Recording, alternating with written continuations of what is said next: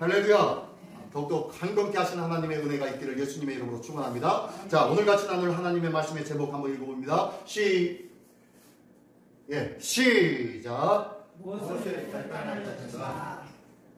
무엇을 결단할 것인가? 오늘 무엇을 결단할 것인가? 오늘 말씀이 이달의 말씀입니다. 이달의 말씀. 네가 무엇을 결정하면 이루어질 것이요 내 길의 빛이 비치리라 라고 말씀하시는데, 이 말씀의 주인공 되시기를 예수님의 이름으로 축원합니다. 우리 오늘 본문의 말씀이요 욥기입니다. 욥기. 우리 성경 전교인 성경 일독 운동 했을 때 욥기가 읽어졌죠? 예. 창세기 다음에 바로 욥기가 있었죠. 그렇죠? 욥기가 지난주에 끝났었습니다. 그죠? 욥기를 읽으시면서 여러분 뭐 어떤 마음으로 읽으셨습니까? 안타깝지 않습니까? 참 너무너무 안타까운 것 같아요. 저는 욥기를 읽으면서요 너무너무 안타까워요. 왜요? 욥이 그 어려운 고난과 그 고통의 순간을 지내게 되었다. 물론 끝은 갑절의 은혜를 받았습니다. 갑절의 은혜를 받았지만 이 갑절의 은혜 받기 전에 그가 수고하고 그가 당하였던 그 어려움의 순간들, 그 순간들을 보면요 너무너무 참 안타까워요. 그가 죄를 범했기 때문에 그렇습니까? 아니요. 죄를 범해서 그런 것도 아니에요. 단지 누구 때문에? 누구의 희생 때문에 그랬어요? 사탄 마귀의 희생 때문에 그랬어요. 사탄 마귀의 희생 때문에 그는 큰 고통을 받았습니다. 근데요, 하나님께서는 그걸 또 용인하시네요. 하나님은 참 이해하기 어려우신 분이세요. 그죠? 어떻게 제가 읽기에도 욥이 얼마나 큰 고통을 당하고 있었기에 그 친구들이 와가지고 그렇게 너는 잘 생각해봐. 네 죄심 생각해봐. 네가 혹시 잘못한 것이 있나 봐. 끊임없이 얘기하고 있는데 아니야. 나 그런 죄 범하지 않았어. 나 하나님 앞에 온전했어. 하나님 앞에 정결했단 말이야. 라고 하면서 변명하고 나중에는 뭐라고 합니까? 하나님 왜 나를 이렇게 만드셨습니까? 하나님 왜 나를 모태에 주동케 하여 주시고 나를 태어나게 해 주셨습니까? 하나님 내가 태어난 것이 정말로 불행입니다. 라고 하면서 하나님을 원망하듯이 하나님 앞에 막 기도하는 욥의 모습도 보여줍니다. 얼마나 힘들었습니까? 근데 하나님이 욥의 그 마음과 신앙을 알매도 불구하고 고통을 용인하고 허락한 이유가 뭘까요? 그 이유는 뭘까요? 하나님은 누구를 믿었기 때문이에요? 욥을 믿었기 때문에.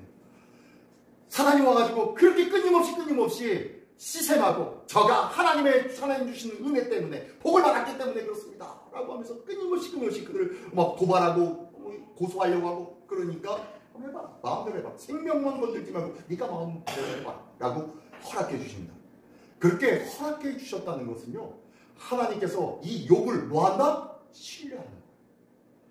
아니 사람이 하나님을 신뢰하는 건 당연한데요, 어떻게 이 온도가 만물의 창조주이신 하나님이 사람의 생각이 항상 악할 뿐임을 보시고 이 온도가 만물을 어떻게 물로 심판하셨던 하나님, 그 하나님이 이 사람을 얼마나 믿는다고 욥에게 그런 일들이 벌어지게 합니까?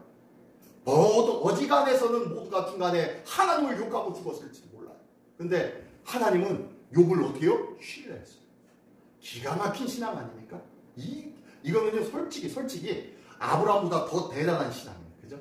아브라함은요 순간순간마다 끊임없이 실패하고 좌절하고 거짓하고 그리고 넘어졌던 자가 아브라함 아니었어요. 그죠? 결국에는 언제 완성되어집니까? 이삭을 하나님 앞에 드림으로 그 믿음이 완성되어져요. 그제서야 하나님께서 내 신앙을, 네 믿음을 내가 보았다, 이제 알았다 라고 하면서 그때서야 인정하세요. 그러시고 난 다음에 하나님께서 그에게 말씀하지 않으세요. 그와 함께 하지 않으세요. 그에게 어떤 특별한 역사를 보여주지 않으세요. 그 이후에는 하나님이 침묵하세요. 신기하죠?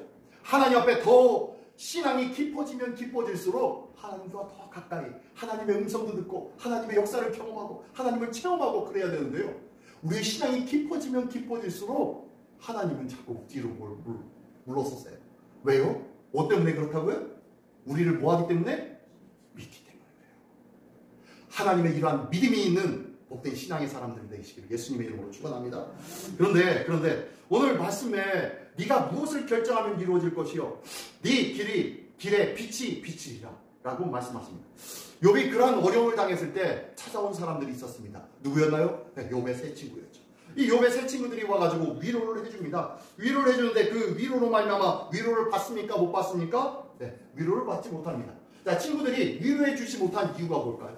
왜 그렇게 세 번씩이나 그 세 명의 친구가 와가지고요 3번씩이나 욥을 위로해 줍니다. 근데요 그 욥에게 위로가 되지 않았다는 거예요. 왜요? 그들의 위로가 바로 어떻기 때문에요? 정죄하거나 한번 읽어볼까요? 시작. 정죄하거나 고난의 이유, 원인 등을 설파했기 때문이에요. 네. 뭐예요? 그들이 와가지고 딱 보니까 너 이 고통의 원인은 바로 이것 때문에 네 죄 때문일 거야 라고 하면서 계속 죄를 끄집어 내려고 합니다. 네가 하나님 앞에 더 무릎 꿇고 기도해봐. 네가 하나님 앞에 금식하고 회개해봐. 네가 하나님 앞에 더 이렇게 해봐 저렇게 해봐 라고 하면서 하나님의 어떻게 해요? 말씀에 대한 말씀 속에 나와 있는 하나님을 향한 믿음의 원리들을 쭉 얘기합니다. 그 친구들의 말들이 틀렸다는 말이 아니에요. 그 친구들이 한 말들이 다 맞아요. 그리고 오늘 본문의 말씀 네가 무엇을 결정하면 이루어질 것이요 내 길에 빛이 비치리라 이 말도 누가 한 거예요? 세 친구 중에서 엘리바스라는 친구가 얘기한 거예요. 이 말이 틀렸습니까? 맞습니까? 맞는 말이에요. 그런데 이 하나님의 말씀이 임했는데도 불구하고 이 말씀이 임했는데 위로를 받지 못했네요. 다시 한번 얘기합니다. 내가 하나님의 말씀을 들었는데 하나님의 말씀을 읽었는데 하나님의 말씀을 묵상하고 깊이 새겼는데 이 말씀에 위로도 받지 못하고 이 말씀에 능력을 경험하지 못하고 이 말씀의 역사를 경험하지 못하는 거예요. 이 말씀을 늘 가까이 한다고 했는데도 불구하고 아무런 느낌이 없는 거예요. 우리의 신앙 속에 그런 일들을 경험하지 않았습니까? 하나님의 말씀을 잘 들으면 그리고 그 말씀을 잘 묵상하고 기억하면은 하나님의 은혜가 있을 줄 알았는데 하나님의 역사가 나타날 줄 알았는데 그렇지 않아요. 지금 엘리바스 욥의 세 친구들이 와가지고 끊임없이 세 명이 한 명씩 돌아가면서 3번씩이나 위로의 말을 해줍니다. 근데 이 위로의 말에 욥은 뭐라고 합니까? 아니야 그러면서 너희는 나를 더 괴롭게 합니다 라고 하면서 마치 상처가 난 곳에다가 다시 꽃챙이를 가지고 다시 후비면서 파듯이 자기를 고통스럽게 만든 이들이 바로 너희다 라고 하면서 고백할 정도로 욥의 친구들의 말들에 대해서 막 거부합니다. 욥의 친구들의 말은 정말로 하나님의 말씀이었다니까요. 변함없는 하나님의 능력의 말씀이었다니까요. 근데 욥은 거절하고 위로를 받지 못합니다. 왜요?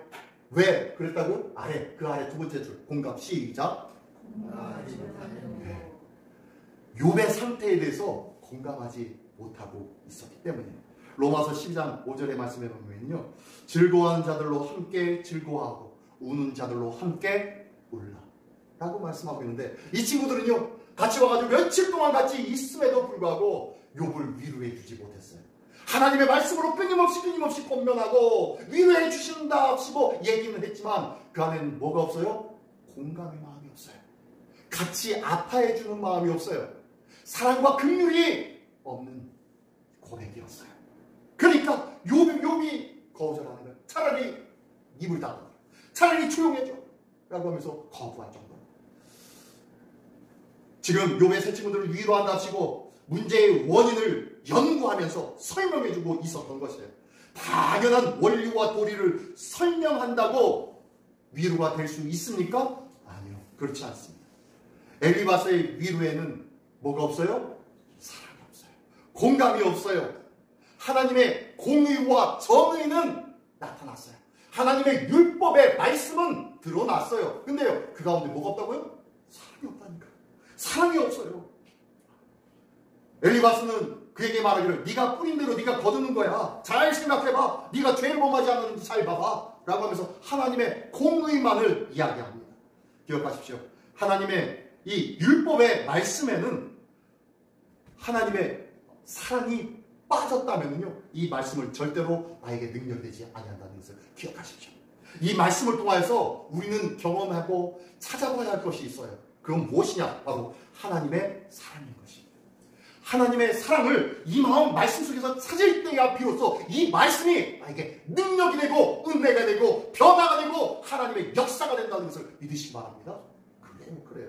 그런데 오늘 이 본문의 말씀은 네가 무엇을 결정하면 이루어질 것이요 내 길에 빛이 비치리라 라고 했는데, 이 말에 대한 것은요 무슨 조건이 있어요. 전제 조건이 있다는 거예요.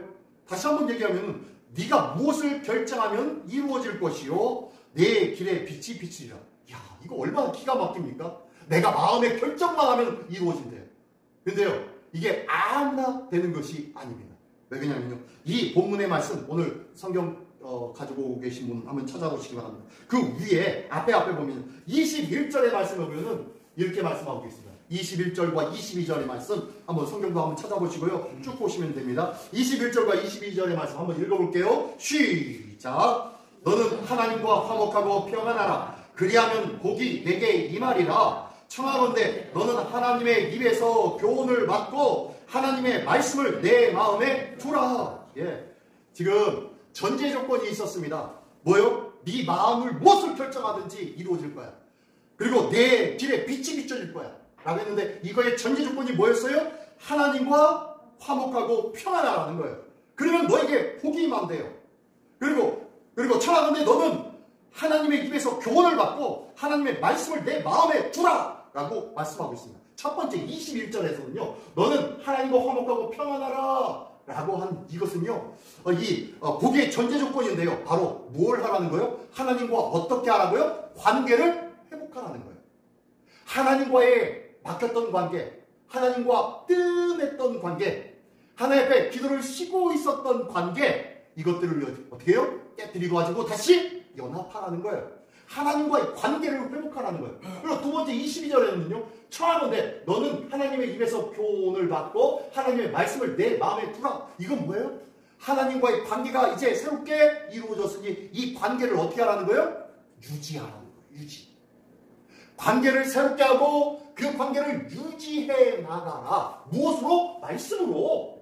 하나님과 화평하게 관계를 회개함으로 말미암아 하나님과의 관계가 다시 회복되어지면 이제 하나님의 말씀으로 그 관계가 유지되어질 수 있도록 그 관계의 말씀으로 살아나는 삶을 살아라. 그리하면은 오늘 본문의 말씀, 네가 무엇을 결정하면 이루어질 것이요 네 길에 빛이 비치리라. 예, 주의 말씀은 내 발의 등이요 내 길에 빛입니다. 예. 지금 하나님의 교훈의 하나님의 입에서 교훈을 받고 하나님의 말씀을 내 마음에 두라. 네, 하나님의 말씀이에요. 말씀. 이 말씀이 내 발의 등이고 내 길에 빛이 되어진다고 말씀하고 있는 거예요. 자, 하나님과의 관계의 회복과 그리고 관계의 유지가 늘 지속되어지기를 예수님의 이름으로 축원합니다. 자, 그런데요, 이렇게 계속되어진다면은 마음에 결정한 대로 다 이루어진대요.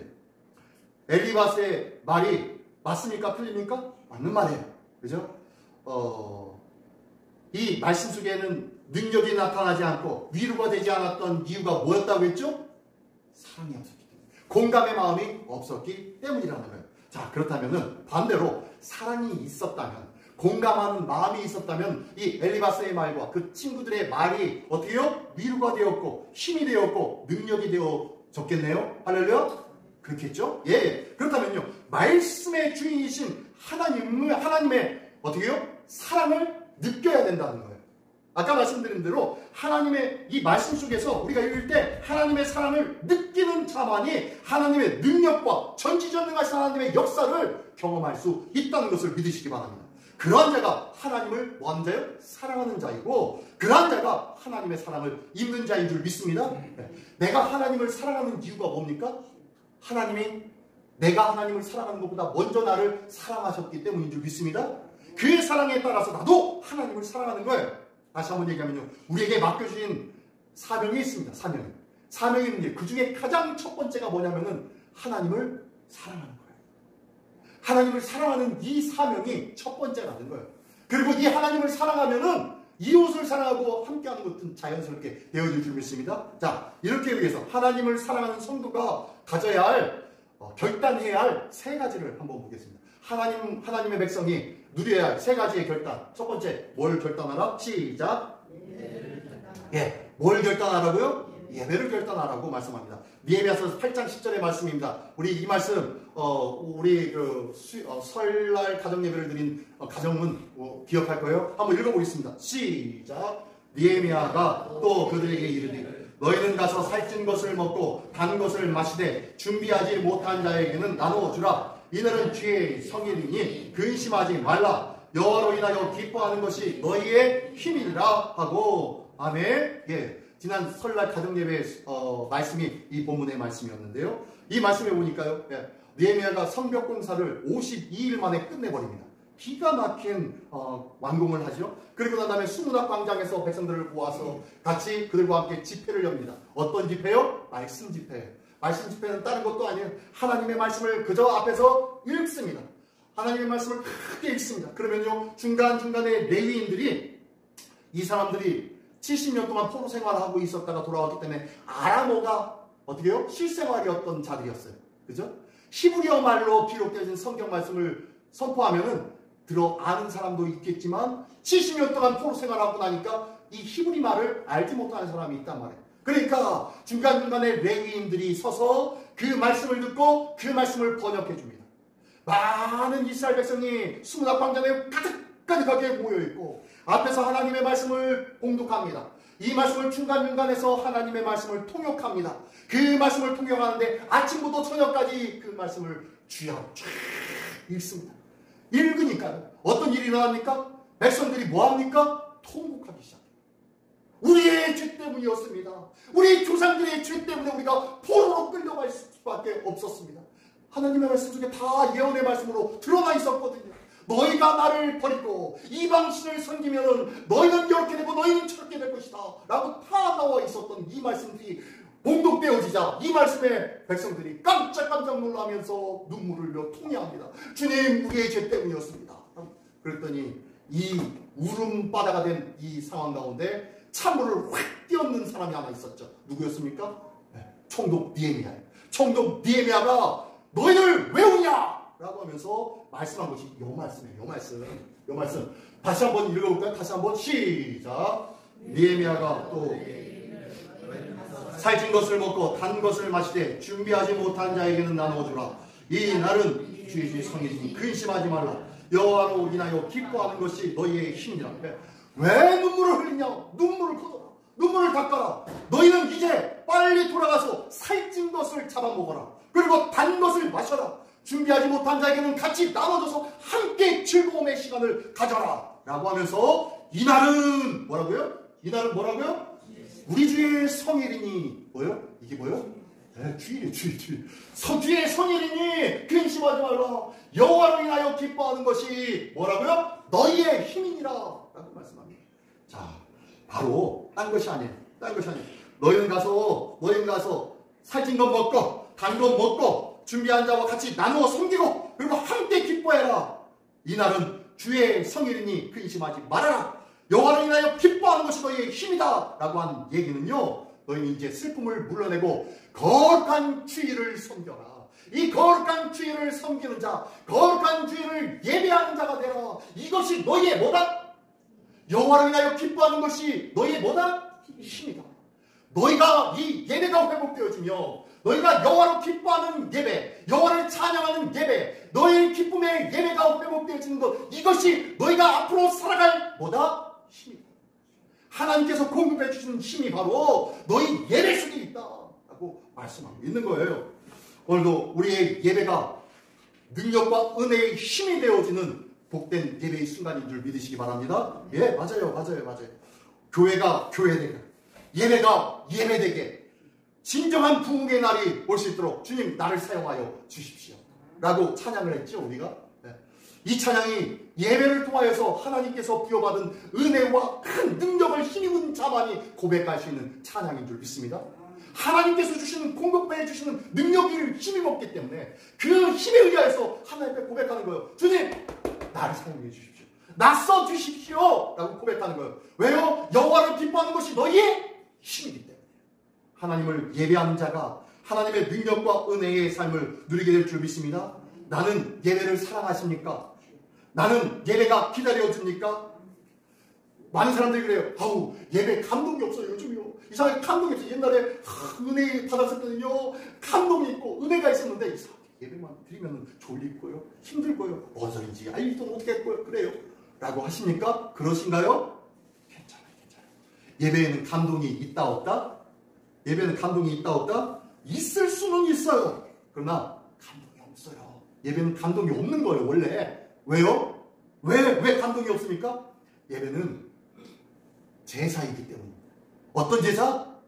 내가 제물이 되어 드려지는 시간이기 때문입니다. 그러면은 나는 지금 어떻게 돼야 돼요? 찢어져야 돼요. 나는 죽어져야 돼요.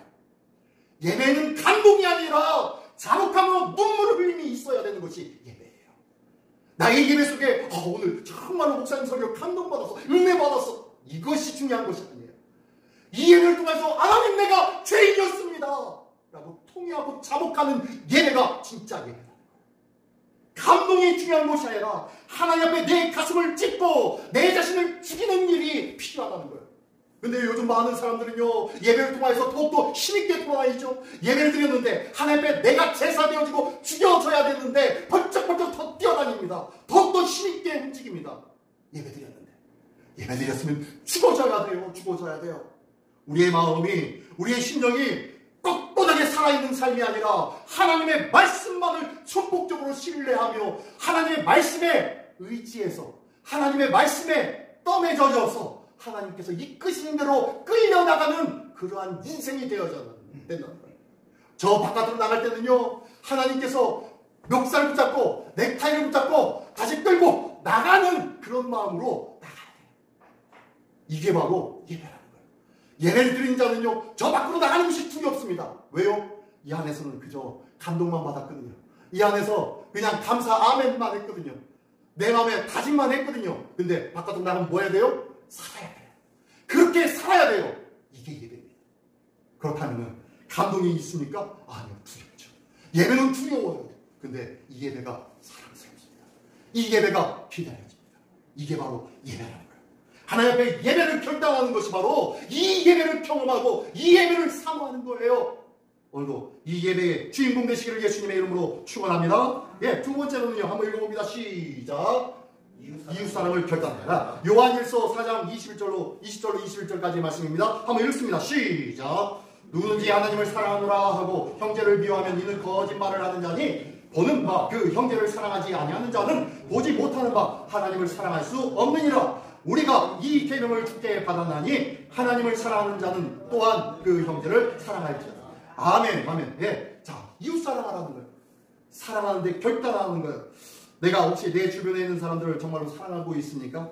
우리가 하나님의 사랑을 내가 먼저 받았으니까 우리는 서로 사랑해야 할 줄 믿습니다.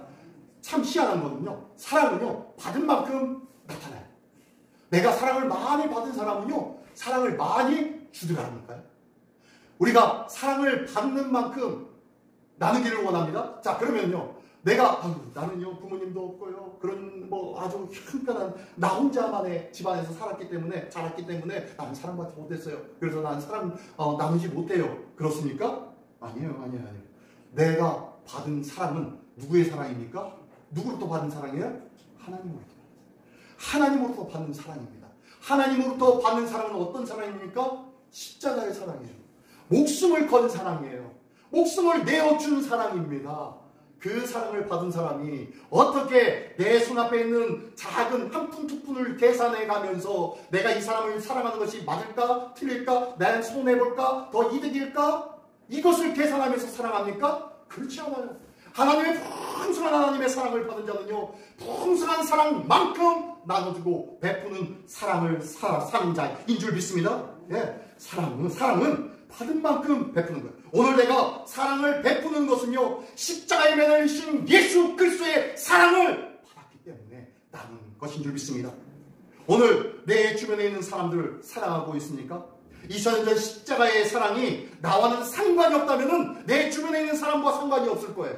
그러나 2000년 전 십자가의 사랑이 곧 나를 향한 사랑이라는 것을 믿고 경험하고 감격하는 사람은 그 사랑을 나눌 수밖에 없는 사랑이고, 그 사랑을 어떻게 하면 저들에게 이 귀한 사랑을 전해줄 수 있을까? 전할 수밖에 없는 자인 줄 믿습니다.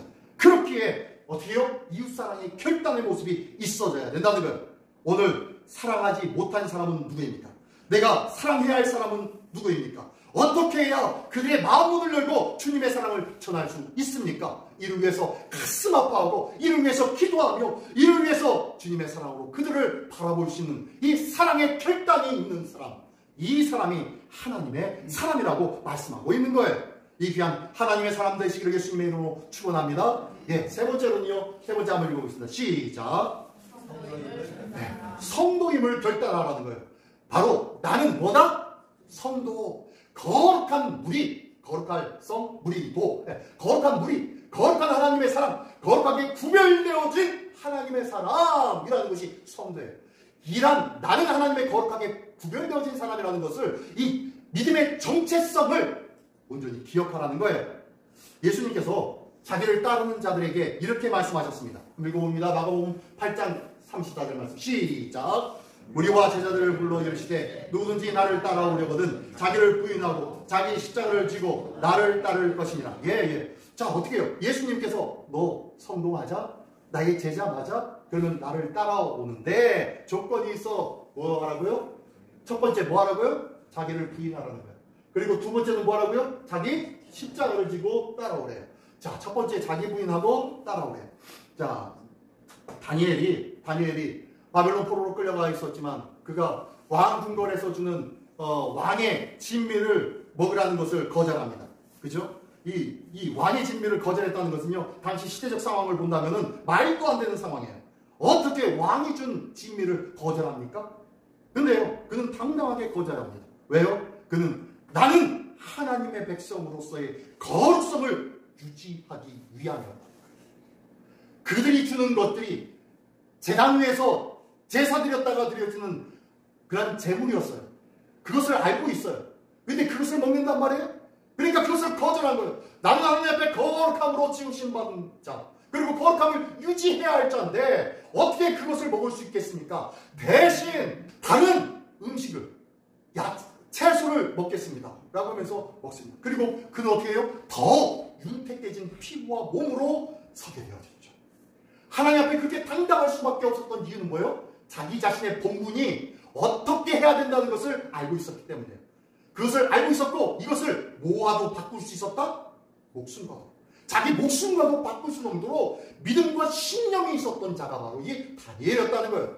우리에게는 이런 나의 정체성, 성도로서의 정체성을 가지고 있습니까? 이게 바로 자기 부인이에요. 자기를 부인해요. 아마 그냥 나도 같이 먹지 뭐, 나도 같이 저들과 함께 먹으면 아무런 문제 없으니까 괜찮아 라고 했다면은 현실에 안주하려는 자기 자신을 어떻게 해요? 부인하지 못했을 거예요. 좀 더 안전하고 좀 더 이 길에는 편한 길을 선택하는 그런 세속적인 자기 자신과 타협하게 되었을 거예요. 남들처럼 남들 가는데 누가 뭐 알겠어? 이 포로로 끌려와서 이방에 있는데 누가 율법적으로 맞네 틀리네 이런 말 하겠어? 이곳에 왔으니까 로마에 가면 로마의 법을 따르는 거야 뭐? 라고 하면서 타협하고 그곳에 물들어질 수밖에 없었을 거예요. 이것이 바로 자기 부인을 거절하는 거예요. 기억하십시오. 우리는 성도로서의 믿음의 삶을 유지해야 할 줄 믿습니다. 이게 바로 자기 부인의 모습이에요. 그리고 두 번째는 뭐라고요? 자기 십자가를 지고 가야 된대요. 자기 십자가요. 이 십자가는 어렵다 쉽다? 쉽고 가볍다라고 예수님이 말씀하셨죠. 지난 금요일 날 저희 집사람 출근하고 난 다음에 저희 이제 어머님이 이제 명절 되고 나니까 이제 이것저것 바리바리 음식을 싸주셨지 않습니까? 뭐 그렇게 많이도 아니에요. 조금씩 싸주셨는데 이것을 이제 다 걷어드렸어요. 걷어가지고 싸가지고 볶음밥 먹고 비빔밥 해먹고 막 그러면서 이제 통이 있는데 이 통을 다 가지고 그 설거지 통에다 집어넣었더니 수확히 쌓여있어요. 이거 보니까 한숨이 나오잖아요. 이걸 언제 다 설거지하고. 근데요, 다행히 저희 집에는 조그마한 그 식기세척기가 있어요. 4인용 식기세척기여서 크지는 않습니다. 근데요, 이렇게 보면서 이것을 하나씩 넣으면서 제 속으로 그랬어요. 야, 식기세척기야. 네가 이거 다 해야 되는데 내가 이거 거들어 줄게. 내가 이거 거들어줄게. 너 좀만 해. 반만 해. 나머지 큰 거는 내가 다 해줄 테니까 걱정하지 말고 해. 라고 제가 그렇게 했어요. 제 마음속에 뭐가 생겼냐면요. 처음에 딱 이 많은 것을 볼 때는 이거 현민이 시킬까? 어떻게 할까? 이랬는데 제가 어렸을 때 어머니가 야, 나 엄마 뭐 하니까 빨리 가가지고 물 좀 해놔. 설거지 좀 해놔. 보면은 짜증나가지고 몸을 비틀면서 가가지고 억지로 이런 적이 있거든요. 이것이 생각나가지고 아들한테는 그런 마음 주기 싫더라고요. 그래서 이건 내가 해야 되는데 이것을 마음을 바꾸니까 새로워지더라고요. 시키세끼고 네가 할 일이야. 네가 할 일. 네가 할 일인데 내가 조금 도와줄게. 알았지? 거기서 넣어놓고 나머지를 하니까 얼마나 마음이 편해졌는지 몰라요. 여기 자기 십자가를 졌다라는 것은요. 요거예요. 우리의 십자가, 내가 져야 할 십자가는 누가 지셨습니까? 예수님이 지셨어요. 이미 다 지셨어요. 내가 져야 할 십자가는요. 내게 주어진 작은 사명. 내가 기꺼이 감당할 수 있는 사명. 그것밖에 남지 않았어요. 근데 이 사명 감당해야 됩니까? 하지 말아야 됩니까? 감당해야 구원받습니까? 감당하지 않으면 지옥 갑니까?